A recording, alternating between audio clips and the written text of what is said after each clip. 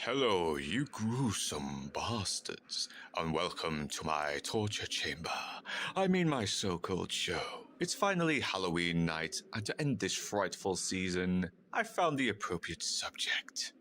You fucking ho dunk, po dunk, well then there, motherfuckers! Based on the EC comics before making his TV debut in 1989, Tales from the Crypt is the devilishly nihilistic anthology series, hosted by the devilishly handsome Crypt Keeper, voiced by John Cassell, who is given the pleasure of telling us clever, bleak yet funny tales that highlights the downfall of man in the most satisfyingly mean-spirited imaginative ways. But in 1995, Tales from the Crypt did the most despicable thing that only made me admire the creators more. Having Billy Zane make straight men question their sexuality. Oh my. So, slutty 90s whores and simpy Roger Rabbit gentlemen, this is Tales from the Crypt. Demon Night. Released in January 1995, Tales from the Crypt begins with a smoking hot blonde getting horny over the fact she killed her husband. So, typical woman here. But oh no, her hubby isn't dead, and just as he's about to kill her, it is revealed it was all a movie directed by the Crypt Keeper himself. Once again voiced by John Cassell. And after some very hilariously unfunny yet kind of funny dead puns, You're no Gory Cooper. You ain't even a Robert Redford. our host introduces us to the main story of the film. And Demon Night follows the character of a drifter named Frank Breaker, played by William Sadler, trying to escape a mysterious man known as the Collector, played by Billy Zane, and after narrowly surviving a crash, he encounters a drunk named Uncle Willie, played by Dick Miller. Okay, a guy named Willie, played by an actor called Dick? Penis. Uncle Penis helps Breaker take shelter in an old church that has been converted into a broadhouse. There he meets the rest of the characters. A parolee named Geraldine, played by Jada I'm Still Bitter I Can't Fuck Tupac Pinkett Smith. A cook slash arsehole named Roach, played by Thomas Hayden Church. Owner Irene, played by CCH Pounder. God damn it, Dutch! What other errands do you have us running for the DA? A prostitute named Cordelia, played by Brendan Bach, some kid that's there, and her simping admirer Wally, played by Roger Rabbit himself, Charles Fleischer. How do I love thee? Let me count the waves. 1,000, 1,000, 1,000. But sadly, downtime is interrupted when the police show up to arrest Breaker, and guess who's with them? He claims Breaker stole something from him, but reclaiming that something proves to be had as he ends up being arrested for Grand Theft Auto. So the Collector puts his fist through the officer's face. Literally. That's gotta hurt!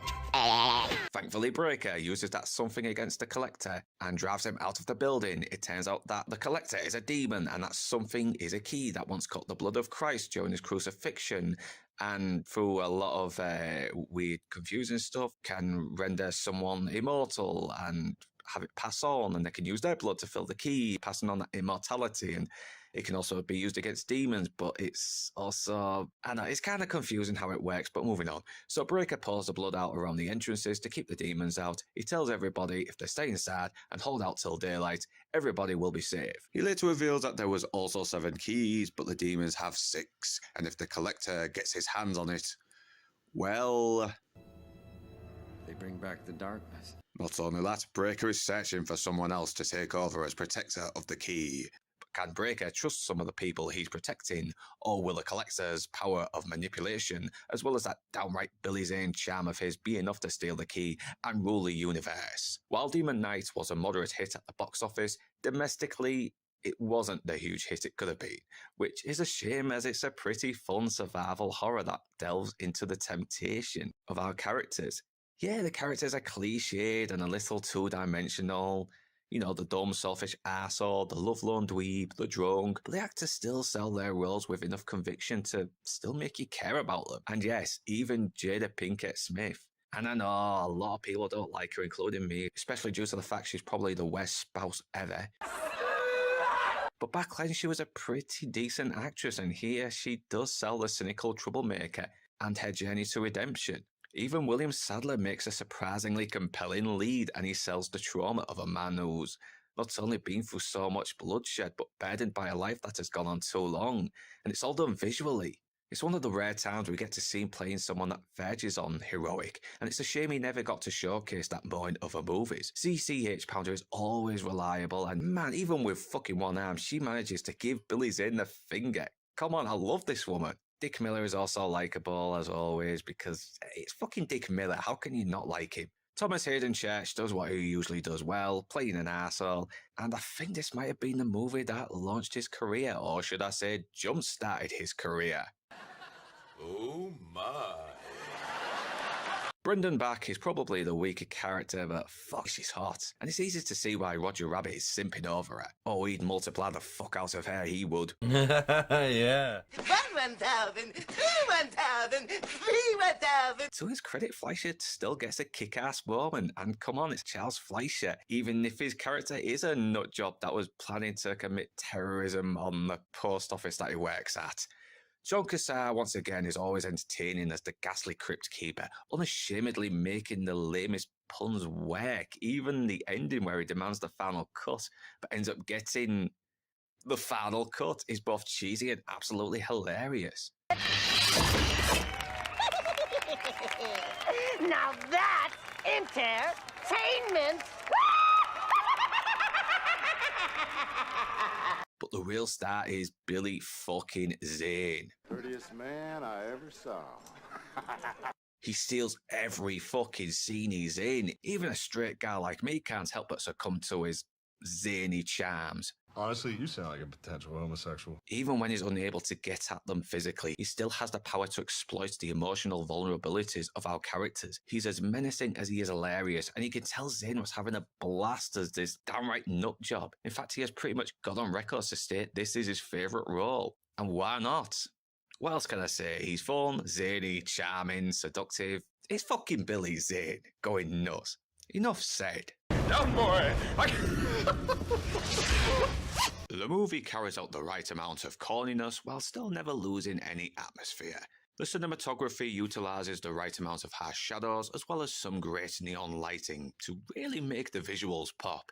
Yeah, it does overdo the Dutch angles, but here it does feel earned. When I think of Dutch angles, I think of it being used to establish when something isn't quite right, or if a character is in a place where he feels he's at his most vulnerable. The special effects still to this day are fucking amazing to look at, and I don't know how, but somehow it seems that slamming the fuck out of your puppets just makes them look more intimidating. Though the effects on the Crypt Keeper walking does look a little crap, but it does start to look better again when it goes back to the original puppet. It's also one of the few tales from the Crypt tales where it ends with some kind of redemption, as opposed to the ones from the TV show that would always end very bleakly. Which does kind of almost take away what makes a tale from the crypt a tale from the crypt. But then again, this is a tale that wasn't adapted from one of the original comics, and I'm guessing this was originally a standalone movie, but got chosen for the main story of this movie anyway. But it still has the campiness from the show, especially when it comes to Billy Zane, and it still highlights how man can be easily corrupted when he gives into his selfish nature. But overall, it's funny, gory, campy, and with awesomely gruesome visuals, generic but likeable characters, and a devilishly charming villain. Demon Knight is demonically gruesome fun. So that is now the end to my Halloween specials. And I'm sad to have to leave you, as I quite enjoyed making you feel smaller than Starmer when Trump is in the same room as him. But then again, it's like they say, absence makes the tortured heart more fouler. And I hope next year I can be even more despicable than Hassan Piker with a shock collar. But whether you gruesome bastards are Northern English or not, see you next year, and thank you for not screaming too quietly. And please like, comment, share, subscribe, and if you wish to support this channel to the point of selling your soul, links will be in the description below. But right now, that's me dead, and I'm off to the pub in hell.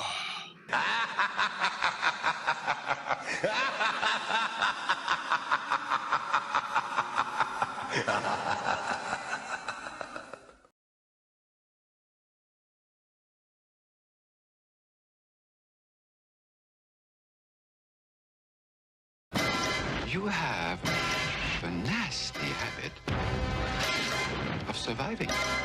Brace yourself.